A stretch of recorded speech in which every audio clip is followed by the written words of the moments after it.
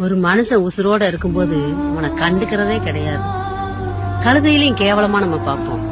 அவன் செத்ததுக்கு அப்புறம் அவனுக்கு 1008 சடங்குகள் பண்ணணும்னு நம்ம நினைப்போம்.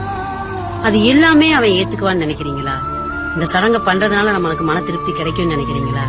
இல்ல தங்கம், எந்த உறவா இருந்தாலும் சரி சாமி, அவங்க உயிரோட இருக்கும்போது காசு பணம் கொடுத்து உதவணும்னு இல்ல தங்கம். காசு பணம் கொடுத்து தான் ஒருத்தரை வந்து நம்ம திருப்திப்படுத்தணும்னு கிடையாது.